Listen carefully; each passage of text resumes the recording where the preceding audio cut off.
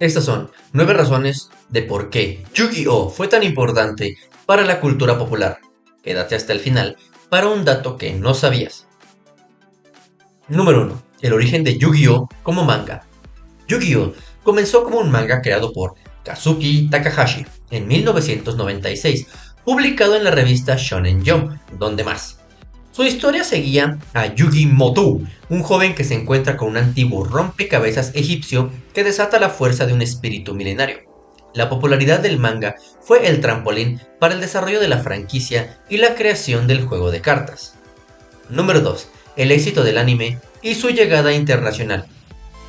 En 1998, el anime Yu-Gi-Oh debutó en Japón, pero fue en la década de los 2000 cuando alcanzó un éxito internacional, especialmente en América Latina, gracias a su emisión en canales como Cartoon Network y TV Azteca. Millones de niños y jóvenes en la región comenzaron a conocer a Yugi, Kaiba y otros personajes, convirtiéndose en un fenómeno global.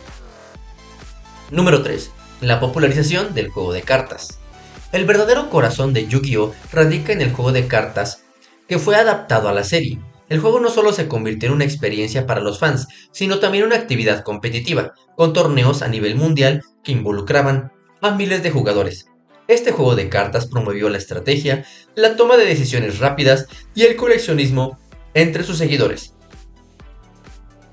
Número 4. Personajes carismáticos y batallas épicas. Los personajes de Yu-Gi-Oh, como Yugi, Seto, Kaiba y Joey Weller se convirtieron en iconos de la cultura pop. A través de sus batallas de cartas, los fans no solo se sentían conectados con ellos, sino que las épicas confrontaciones entre los personajes se transformaron en momentos llenos de emoción y tensión, que dejaron una huella en quienes veían la serie. Número 5. ¿Sabías que Yu-Gi-Oh ha vendido más de 35 mil millones de dólares en cartas, convirtiéndolo en el juego de cartas más exitoso de todos los tiempos? Con un éxito rotundo, Yu-Gi-Oh es considerado el juego de cartas coleccionables más rentable de la historia.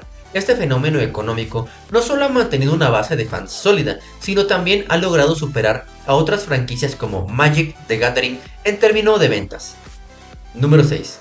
La influencia de la serie en la cultura de los videojuegos. El éxito de Yu-Gi-Oh no se limitó solo a las cartas físicas y el anime. Las adaptaciones al mundo de los videojuegos también fueron clave.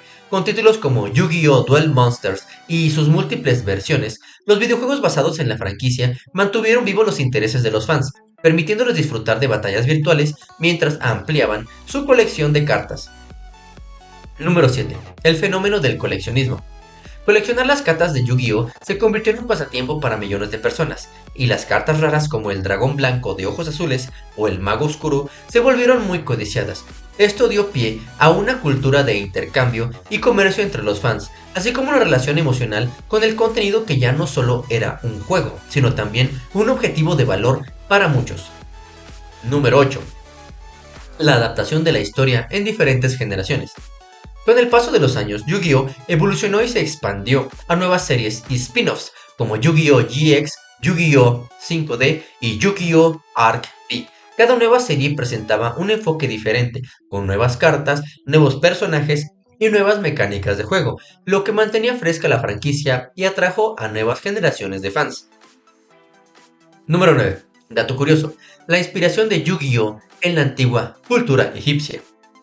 Un dato curioso es que Yu-Gi-Oh tiene influencias notables de la antigua cultura egipcia. El concepto del rompecabezas del milenio y las cartas mágicas están basadas en las creencias y mitos de Egipto, lo que aporta un aire místico a la serie, alejándose de ser un juego de cartas y convirtiéndolo en una leyenda como con una base cultural bastante rica.